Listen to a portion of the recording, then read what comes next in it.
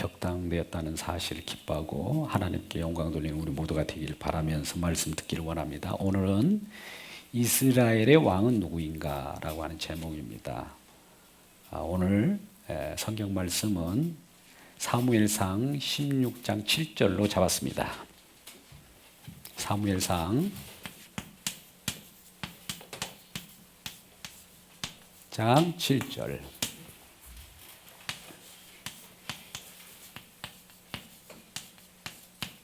자, 우리 16장 10절 말씀을 같이 읽어보아요. 같이 읽습니다.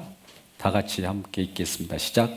여호와께서 사무엘에게 이르시되 그의 용모와 키를 보지 말라. 내가 이미 그를 버렸노라. 내가 보는 것은 사람과 같지 아니하니 사람은 외모를 보거니와 나 여호와는 중심을 보느니라 하시니라. 우리 사람들은 외모를 보잖아요. 눈에 보이는 것이니까요. 근데 여호와 하나님께서는 뭘 본다고 그래요? 중심이라고 하는 것은 우리 마음, 태도, 자세예요. 그러니까 우리는 겉모양보다도 내면의 문제에 집중해야 합니다. 화려한 거, 번쩍이는 거, 생명이 없어요, 사실. 내면 속에는 우리 주님이 주시는 놀라운 하나님의 생명의 말씀이 우리 속에 들어있기 때문에 생명의 말씀이 열매를 거두어서 부활 생명으로 나타나는 분이 예수 그리스도이시지 않습니까? 예수 그리스도가 생명인 거예요. 그래서 특별히 사무엘상 16장 7절 말씀을 통해서 사람들은 외모를 보지만 우리들은 여호와 하나님께서 중심을 보듯이 우리가 중심을 볼 때에 우리의 신앙생활은 확실히 달라지고 우리의 가는 길도 달라집니다. 우리가 지난 시간까지 사사기에 대한 내용을 봤죠. 사사기는 뭐였습니까? 사사기 큰 주제가 뭐였어요? 그들이 자기 소견대로이죠. 자기 소견대로라고 하는 것은 뭐예요? 한마디로 제멋대로예요. 제멋대로. 이때는 제멋대로 한다는 것은 누군가가 자기 위에 왕이 여호와 하나님은 번연히 살아 역사하신데도 불구하고 하나님을 생각하지 않고 자기가 왕이 돼서 자기가 주인이 되어서 살아가는 것을 제멋대로라고 해요. 자기 소견대로. 그러므로 사사기 시대는 왕이 없으므로 그들에게 왕이 없는 거지 실제로 왕은 계시죠. 이 세상에 우주 만물을 충만하신 여호와 하나님 만주의 중 만왕의 왕이신 우리 하나님이 계시지 않습니까? 근데 보이지 않기 때문에 안 보인다고 해서 왕이 없는 것은 아닌데 눈에 보이지 않기 때문에 보이는 형상을 만들고 또 보이지 않기 때문에 보이는 자기 자신을 왕으로 삼아서 자기 소견에 오르되 제멋대로 살아갔던 시대가 사사기 시대예요. 그런데 사사기 시대에 이런 암울한 시대를 지나면서 뭔가 새로운 빗줄기처럼 우리들에게 다가오는 그러한 소식들이 있는데 이제 사사기 다음에 우리 룻기죠. 룻이라고 하는 모압 여인이 이제 등장을 합니다. 엘리멜렉이라고 하는 에브람 산지의 가정이 이제 그곳에 극심한 가뭄이 들므로 말미암아 그 베들레헴 지역을 떠나서 저 모압 땅으로 그 엘리멜렉 가정이 이사를 갑니다. 그 아내는 나오미였어요. 그 엘리멜렉과 나오미 사이에는 두 아들이 있었는데 두 아들 속에 이 자부들이 있지 않습니까? 자부 중 하나가 룻인데 그들이 이제 때가 되어서 다시 베들레헴에 돌아오는데 그 자부 중에 하나는 그 모압에 머물러 버리고 하나 룻은 이제 나오미를 따라서 베들레헴 유다 땅으로 돌아오게 돼요. 그래서 이 나오미가 너의 조상으로 가라. 그런데도 불구하고 조상으로 가지 않고 그 나오미를 따라서 오면서 어머니께서 믿으시는 하나님을 나도 믿겠다. 그러면서 하나님을 찾아 나서는 룻이 있었죠. 그래서 룻이라고 하는 자가 이제 그 엘리멜렉이라고 하는 그 가정에 대가 끊어졌는데 그 가정의 대를 잇는 어떤 결정적인 계기가 됩니다. 어떤 우리는 가다가 뭔가 끊어져 버리면 우리 생명의 역사도 그렇습니다. 가다가 무엇인가 끊어지면은 죽어버리는 거예요. 가다가 끊어지면 죽어버리는 거예요. 그러니까 생명의 연장선은 계속 그 생명을 공급받아야 사는 거예요. 마찬가지로 이 가정에도 엘리멜렉이라는 가정 속에서도 그 대가 끊어지면 안 되지 않습니까?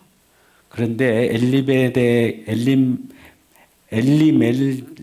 있는 그 가정을 이어주는 주는 자가 나타납니다. 유력한 자 중에 이제 보아스라고 하는 자가 나타나죠. 보아스가 이제 그 친인척으로서 그 계대 결혼을 하게 되는데 룻이 보아스와 함께 이제 보아스의 그 밭에 가서 추수를 하는 데 있어서 보아스를 만나게 되고 이 보아스를 만남으로써 이제 새로운 생명의 길이 열려졌는데 보아스와 룻 사이에 탄생한 자가 이제 오벳이에요. 오벳 다음에 오벳 아들이 이새예요. 이새로부터 누가 나옵니까? 다윗 왕. 이게 가는 어떤 큰 줄기를 가지고 여기로부터 끊어져 버리면 장차 다윗 왕이 나오겠어요? 안 나오죠.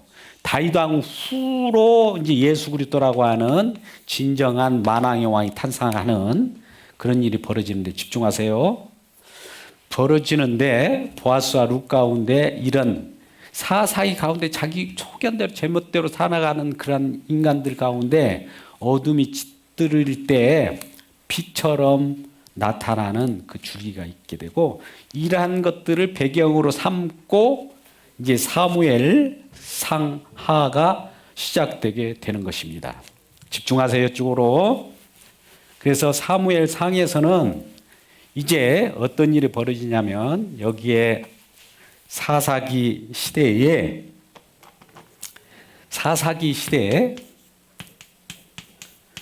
그 길을 개는 마지막에 이제 엘리라고 하는 제사장이 나타나요. 엘리 제사장에게는 누가 있습니까? 아들이 둘이 있어요. 아들 둘. 홈리와 비냐스. 이 정도는 알아주시면 좋아요. 홈리, 비냐스,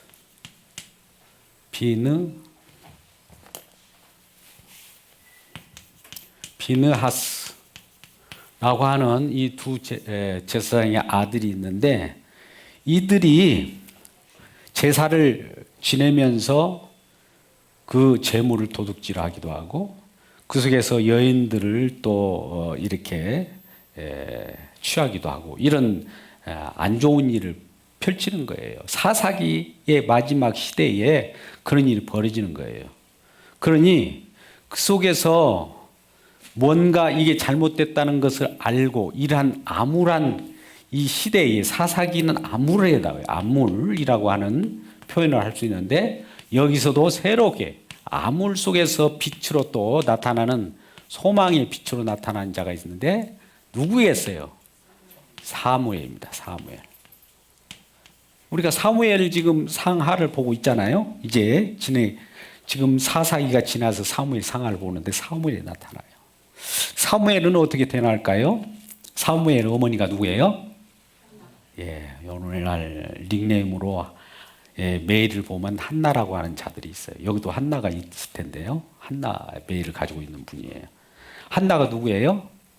그가 사사기 시대에 그 실로의 지역에 올라가서 그 엘리 제사장과 함께 이렇게 제사를 지내면서 이 아들을 구하고 있었어요.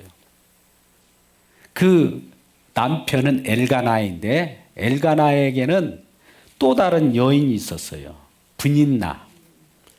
브닌나에게는 아들을 주었어요. 그러니까 아들을 낳은 자는 큰 소리 빵빵 치잖아요.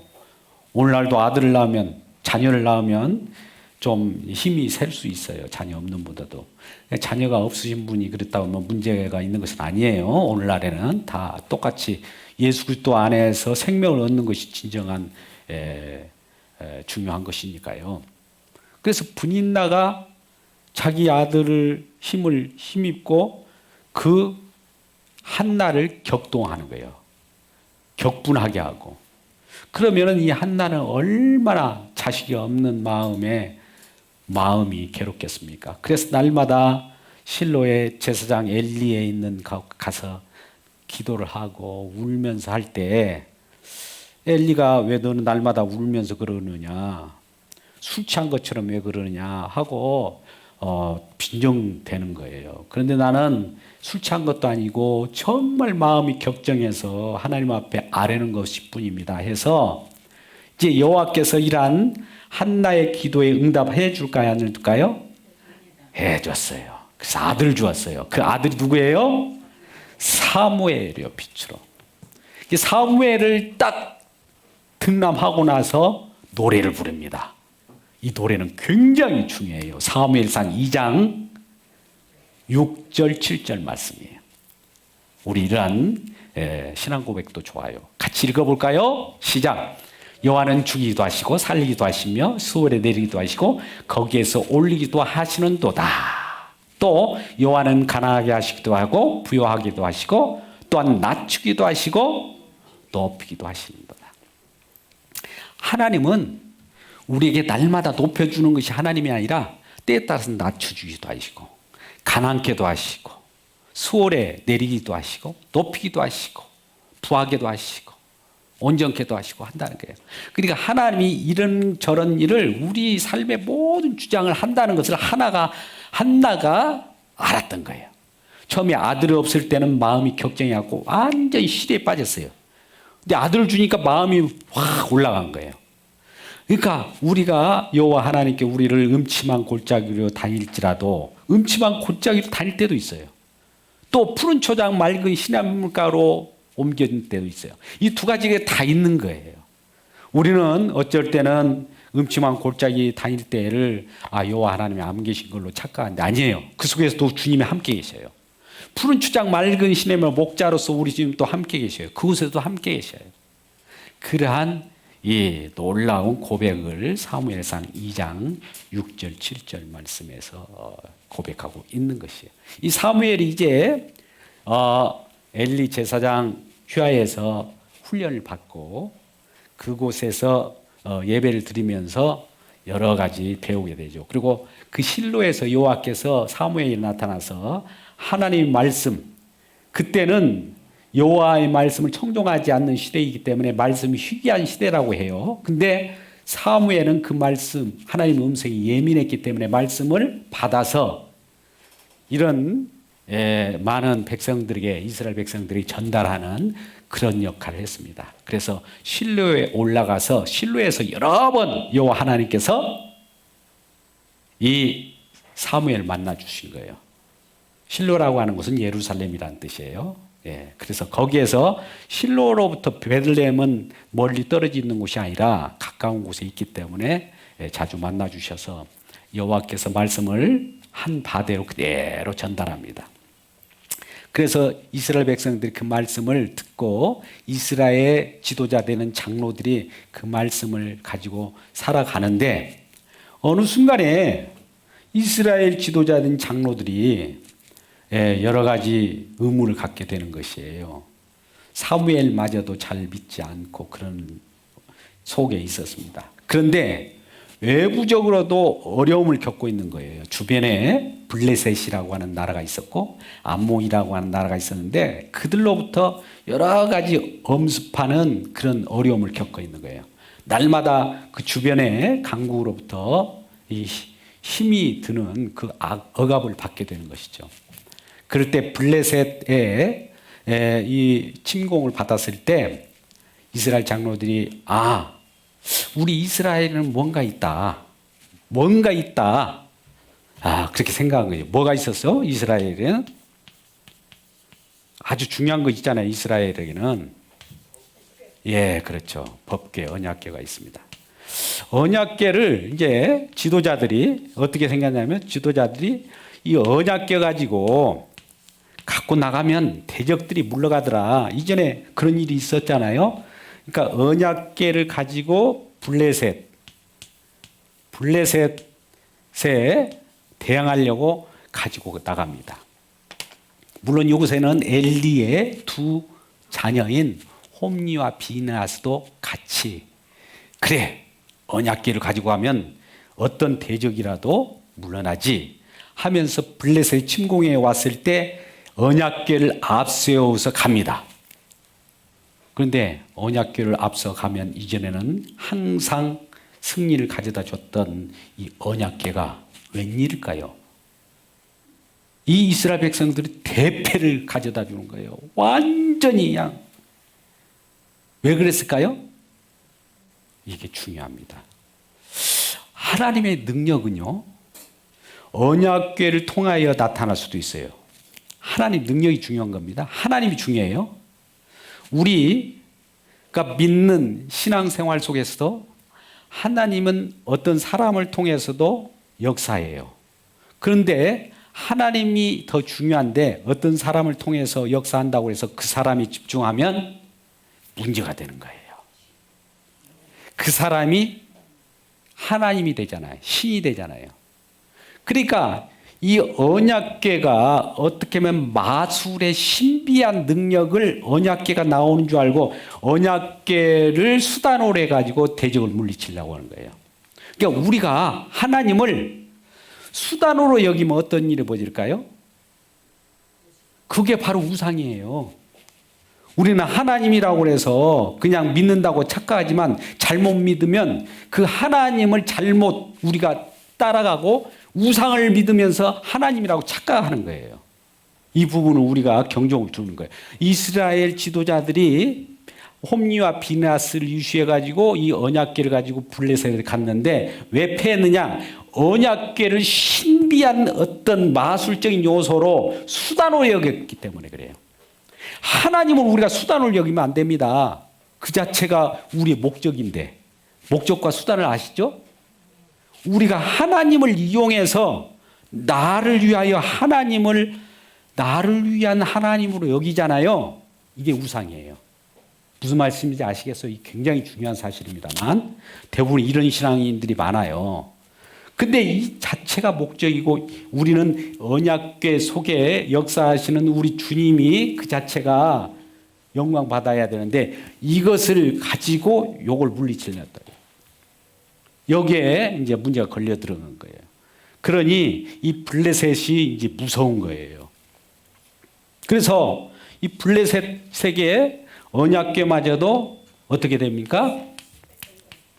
빼앗겼어요. 그러니까 이 블레셋은 이 언약궤라고 하는 것이 이스라엘에는 언약궤가 대단한 능력의 것이라고 그래요. 자기들도 막 갖다가 블레셋 진영에다 갖다 놨는데 블레셋에 이제 승리에 취하고 있는 이 블레셋 사람들에게 언약궤는 이스라엘에 놓여 있어야 할 텐데 자기 것들도 아닌데 자기 신도 아니고 자기가 보관해야 될 것도 아닌데 잘못 갖다 놓은 거로 그 다음 날 딱 그 블레셋 진영을 보니까 블레셋 진영의 다곤 신상에 모가지 머리가 끊어진 거예요. 손발이 끊어진 거예요. 신상에. 그러니까 여러분 보세요. 우리의 창세기 3장 15절 말씀 가운데 전쟁이 있다고 있죠? 뭐예요? 여인의 후손, 여자의 후손은 뱀의 머리, 사단의 머리를 박살낸다고 했잖아요. 우상의 머리를 박살내는 거예요. 사단의 머리를 한마디로. 그래서 그 블레셋 진영에 있는 그 이스라엘 언약궤가 그들이 보관해야 될 장소가 아닌데도 불구하고 그 블레셋 진영에 있을 때 그 블레셋 진영에 있는 신상들이 다 깨져버린 거예요. 그리고 그 밑에 아스돗이라고 하는 지역에 독종들이 막 독한 그러한 이 전염병이 막 유행을 해버려요. 그러니까 이 블레셋에서도 안 되겠다. 이게 우리 언약궤가 우리에게는 해가 된다 해가지고 이 언약궤를 어디로 보냅니까? 예. 한 번도 수레를 메어보지 않는 암소 2마리가 있어요. 암소 2마리는 지금 새끼들을 낳았어요. 새끼들을 낳는데 새끼들을 떼놓고 암소 2마리의 수레를 치러서 이 언약궤를 어디로 가는가? 이 가는 방향은 하나님께서 이 언약궤를 활용하신다면 하나님이 아실 거고, 하나님이 안 계시면은 다시 우연히 그렇게 되는 걸로 우리 알겠다 하면서 언약궤를 그 암소 수레에다 실었어요. 그리고 보냅니다. 그러면 새끼들이 있는 대로 통상 암소들은 가잖아요. 떼어놓으면. 근데 이 암소 2마리가 그냥 하나님 뜻대로 어디로 향해요? 베세메스로 향합니다. 베세메스로 향한다는 것은 지금 새끼들이 저기서 막 음에 엄마 오면서 기다리는데도 불구하고 그 새끼에 연연하지 않고 그 내달리면서 베세메스로 가요. 울면서. 하나님께서 그렇게 보낸 거예요. 그러니까 이 언약궤가 있어야 할 장소로 하나님이 옮기게 되는 거예요. 베세메스로 갈 때 베세메스에 이제 이 언약궤가 도착했어요. 근데 어느 날 이 언약궤가 온 이 베세메스에 온 언약궤를 사람들이 도대체 이 언약궤가 무슨 일이 있었어? 궁금하잖아요. 그래서 언약궤를 이렇게 들여다보려고 하다가 엄청난 사람이 죽었습니다. 우리가 번역 성경에는 5만이라고도 하고 70명이라고 돼요. 그러니까 5만 명이 죽은 거예요. 괜히 들여다보려다가 그 지위에 있는 사람이 다 죽은 거예요. 엄청난 겁니다. 하나님의 그 엄청난 공의 앞에는 우리가 함부로 하나님 뭐 하는가 이렇게 쳐다봐서도 안 되는 거예요. 그러니까 이 놀란 거예요. 이스라엘 백성들이. 언약궤가 우리에게 좋은 줄만 알았더니 잘못했다고 우리가 정말 여기서 다 죽는구나 해서 이것을 어떻게 할 길이 없어서 기앗 여아림이라고 하는 곳 아비나답 집에다가 보내게 되는 거예요. 그러니까 어떤 총구석에다가 보내고 그들 언약궤를 함부로 못 합니다. 그런 상황 속에서 이제 언약궤는 그 아비나답의 집에 지금 잠시 보관되어 있는 상황 속에서 이제 사무엘상 7장이 진행됩니다. 이스라엘 백성들이 우리에게는 주변에 블레셋과 암몬들이 우리들을 이렇게 공격해하는데 우리는 힘이 없다. 언약궤도 이와 같이 우리에게 큰 작용도 못하니 우리 백성들이 한번 회개를 해보자 해서 사무엘을 유시해 가지고 사무엘과 함께 모여서 미스바에 모이게 돼요. 그 유명한 미스바 회개의 사건이 어디에 나옵니까? 사무엘상 7장에 나오는 것이죠.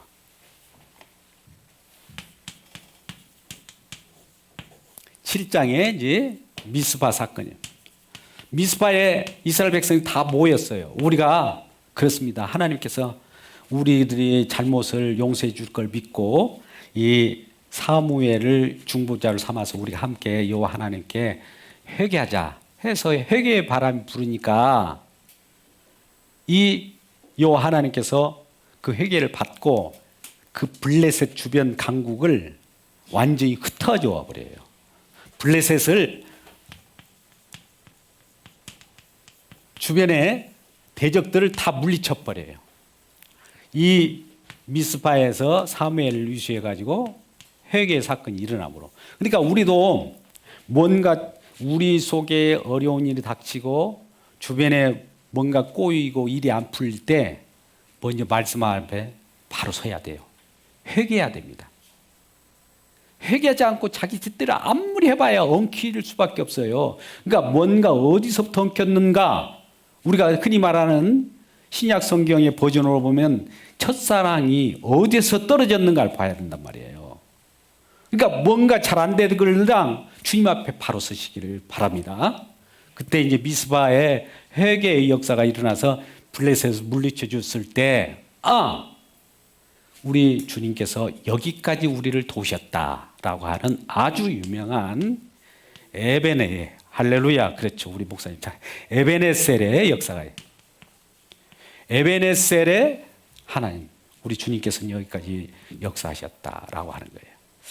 이러한 놀라운 일이 벌어졌음에도 불구하고 이스라엘 백성은 또 한편에서는 주변의 강국을 보니까 우리는 날마다 주변의 강국으로부터 맨날 이렇게 침략만 당하고 그러는 것 보니까 주변에는 뭐 때문에 그렇게 강국이 되었을까 봤더니 그곳에는 주변에 나라에는 왕들이 있는 거예요. 보이는 왕. 그래서 우리도 이렇게 세워달라고 하면서 이제 사무엘 상황이 뭘 하냐면은 8장에서 왕 세워주세요. 그래요. 왕. 우리 그 왕을 달라는 거예요.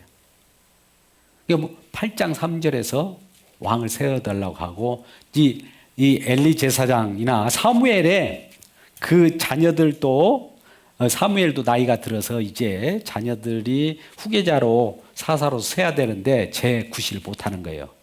그들도 어떤 이득을 취하고 재판을 하고 그렇기 때문에 이 사무엘의 아들들도 어떤 사사로서 쓸 수가 없기 때문에 이제 세상 왕을 구했어요. 그러니까 여호와 하나님께서는 내가 왕인데, 우리 하나님이 왕이잖아요. 보이지 않지만. 근데 왜 보이는 왕을 달라고 하느냐? 그러면 그래, 저들이 원하는 대로 그 응답을 해줘요. 사무엘상 8장 22절에 3상 8장 22절에 여호와께서 어떻게 합니까? 우리 읽어봐요. 사무엘상 8장 22절 말씀을 한번 읽어봅니다. 시작. 여호와께서 사무엘에게 이르시되 그의 말들을 들어 왕을 세우라 하시니 사무엘이 이스라엘 사람들에게 이르되 너희는 각각 성으로 돌아가라. 왕 세워줄 테니까 돌아가라 해가지고 이제 왕을 세워달라고 막 외칠 때 돌아가. 이제 왕 세워줄게. 여호와께서 왕 세워준대. 이렇게 허용을 하는 거예요. 이 왕이 세우는 것이 좋을까요? 이제 그 왕이 세워지는 그 왕이 누굴까요? 사무엘상 9장에 또 10장에 보면 9장으로부터 9장 1절 한번 보세요. 사무엘상 9장 1절에 누구예요? 첫 번째 왕이 사울이라고 하는 어디 지파예요? 베냐민 지파. 베냐민 지파의 사울 왕이 탄생하는데 용모가 출중해요. 우리 어깨만큼이 더 있어요. 아까 여호와 하나님은 외모를 봐요, 중심을 봐요. 근데 사람들이 좋아하는 외모에 충출한 그러한 사울이 왕으로 들어서게 되고 이제 10장이 진행되면서 이 왕이 이제 세워져서 이제 사무엘 10장이 진행되고 13장, 12장 계속 사울 왕이 어떻게 이제 기름 부어서 왕으로 왕이니까 그래도 사무엘을 통해서 기름을 부어야 할 거 아닙니까? 그런 절차를 거치면서 13장에 그럼에도 불구하고 13장 14절 말씀을 한번 우리 읽어봐요. 여기서 획기적인 어떤 이 여호와 하나님께서는 사람들이 외모를 중시하고 있으니까 외모의 중심으로 살아가는 사람은 그 왕도 외모에 관한 것만 관심을 가져요. 그러니까 이 속에서 내면을 중시하는 왕으로 전환하는 일이 벌어져요. 그게 사무엘상 13장 14절 말씀입니다. 우리 사무엘상 13장 14절 말씀을 같이 찾아서 읽어보아요. 이 시점 되면 항상 이런 문제가 생기는데 사무엘상 13장 14절 말씀 누가 한번 크게 읽어보세요. 지금은 왕의 나라가 길지 못할 것이라 여호와께서 왕에게 명령하신 바를 왕이 지키지 아니하셨으므로. 잠깐만 같이 읽어봐요. 시작. 지금은 왕의 나라가 길지 못할 것이라 여호와께서 왕에게 명령하신 바를 왕이 지키지 아니하였으므로 여호와께서 그의 마음에 맞는 사람을 구하여 여호와께서 그의 백성의 지도자로 삼으셨느니라. 자, 외모를 우리 여호와 하나님께서 외모를 보지 않고 마음에 여호와 하나님 마음에 합한 자, 주님의 마음에 합한 자를 세우기로 지금 이 마음 먹잖아요. 이 말은 뭐냐면은 이제 외모를 중시하는 이 왕을 패하고 내면에 마음에 합한 자, 내면 중심의 마음을 합한 왕을 이제 생각하게 되는 거예요. 그렇다면 이 사울 왕이 곧 있으면 사라지게 되겠죠. 다윗 왕이 올라오게 됩니다. 그러면 다윗 왕이 언제부터인지 올라오게 되냐면 시간이 많이 지나서 빨리 진행하겠습니다. 빨리빨리 따라오세요. 그럼 사무엘상 15장 1절 말씀 보겠습니다. 사무엘상 15장 1절 말씀 같이 읽어봐요. 시작. 사무엘상 15장 1절로 갑니다. 사무엘상 15장 1절 시작. 사무엘 사울에게 이르되 여호와께서 날 보내 왕에게 기름을 부어 그 백성 이스라엘의 왕으로 삼으셨은즉 이제 왕은 외아물 말씀을 들으사. 자, 15장 21절 말씀을 보겠습니다. 15장 21절 시작. 다만 백성이 그 마땅히 멸할 것 중에 가장 좋은 것 길갈에서 당신 하나님 여호와께서 제사하려고 하신 양과 소를 끌어왔나이다 하는지라. 자, 이 말씀은 무엇이냐면 지금 사울이 이 외모를 보고 하는 행동들이 15장에 적나라하게 나타나요. 이것이 잘못됐다는 거예요. 뭐냐면은 암몬을 여호와께서 물리쳐 주셨어요. 사울을 통해서 왕이니까. 또 블레셋도 물리쳤어요. 왕이니까. 심지어 그 주변에 있는 아말렉까지도 물리쳐 줬어요. 물론 사울의 아들이 누구예요? 요나단이라고 하는 자가 있는데 요나단도 용맹한 장수였어요. 그렇게 해서 물리쳐 줬는데 그 특별히 암몬이나 블레셋 같은 경우는 조금 여호와 하나님께서 긍휼히 여기신 부분이 있는데 아말렉만큼은 꼭 어떻게 하라고요? 진멸해라. 진멸 전쟁이 저번에 헤렘 전쟁이라고 했잖아요. 왜 그러냐면 이 아말렉이라고 하는 것은 이스라엘 백성들이 출애굽해서 그 출애굽에서 광야로 들어갈 때 그걸 가로막았던 첫 번째 그 대적이었거든요. 그러니까 이 아말렉만큼은 씨를 말려버리라 그런 거예요. 근데 이 전쟁에서 이 사울 왕이 승리를 했네. 근데 아말렉 중에서도 그 왕인 아각, 이 아각 왕도 좀 살려줄 만도 하고 거기에 또 실한 소, 양 중에 다 그것도 질매라고 하는데 쓸만한 것들 자기 생각이 옳은 대로 가지고 그걸로 제사를 드려버리고 또 사무엘이 오기 전에 자기가 제사장이 아니잖아요. 제사장 역할 누가 해요? 사무엘이 해야 되잖아요. 자기 왕이 왜 제사장 역할 합니까? 뭐 내가 제사 드리면 어때? 해가지고 또 제사를 드려버리네.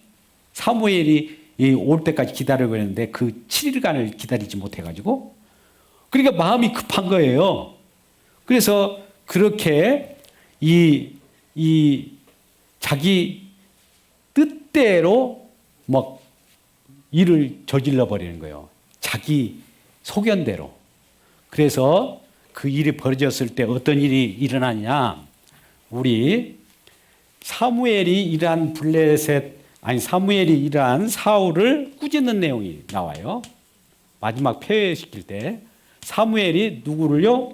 사울 왕을 아주 강하게 질타하는 것이 그 유명한 사무엘상 15장 22절 말씀입니다. 22절, 23절 한번 읽어봐요. 사무엘상 15장 22절 말씀.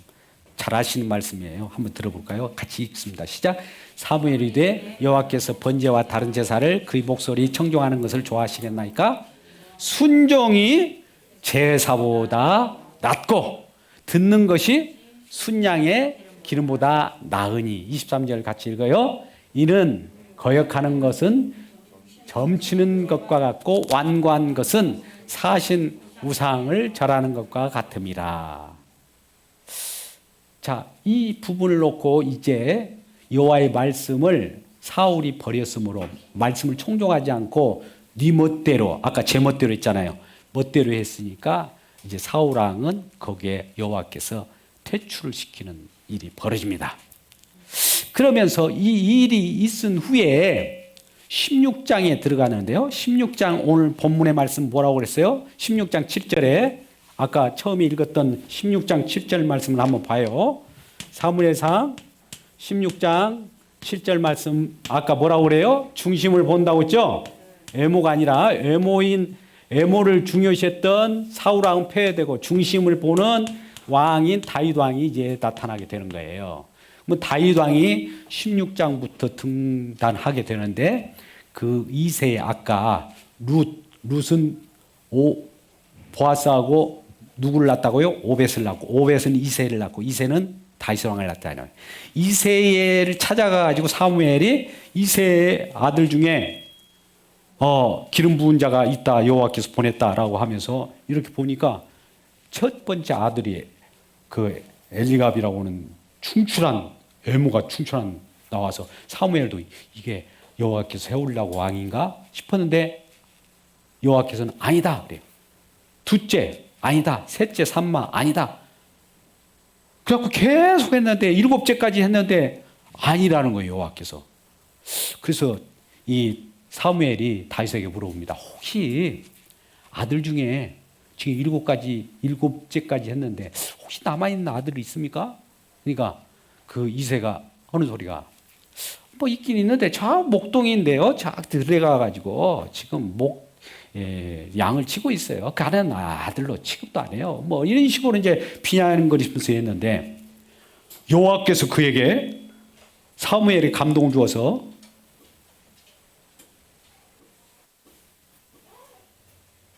집중하세요. 집중. 여호와께서 그 사무엘에게 감동을 주어서 그 목축을 치는 그 다윗에게 기름 부으라는 거예요. 기름을 부으면서 이제 그가 전면에 나서게 되는 것이죠. 그래서 그가 이제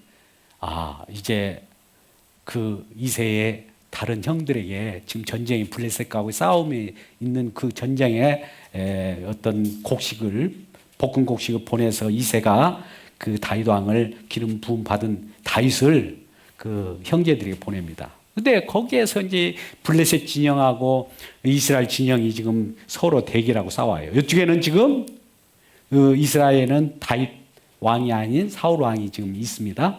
근데 상대방 블레셋에 누가 와 있어요? 아주 유명한 골리앗이라고 하는. 그러니까 왜 이러고 있습니까? 그랬더니 이 큰형인 엘리갑이 야, 너 뭐하러 가? 이 꼬마가 이런데 전쟁터에 와 있어. 가!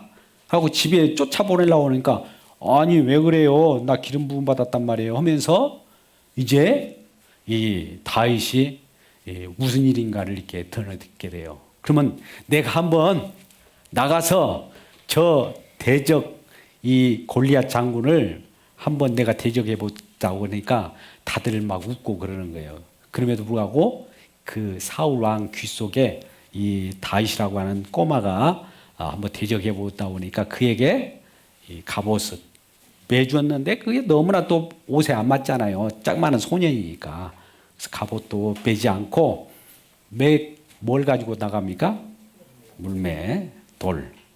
짱돌 들고 나가는 거예요. 짱돌 들고. 한쪽에서는 칼 들고 엄청난 게 대적이 오는데 그에게 나아갈 때 짱돌 들고 나가는 무기라는 게 사람들이 볼 때 좋겠어요? 그래서 우리 이제 사무엘상 16장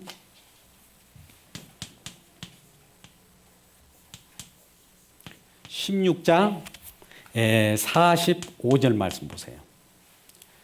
그럼에도 불구하고 다윗은 뭐로 가는가 보시고 자, 사무엘 16장 47절 전쟁은 누구에게 의해서 이루어지는가 보시면 나타납니다. 자, 16장 45절하고 이 두 줄을만 보고 마치도록 해요. 자, 사무엘상 제가 하겠습니다. 이게 또 안 떠진답니다. 이게 좀 우리가 준비가 이런 얘기는 좀 이따 합시다.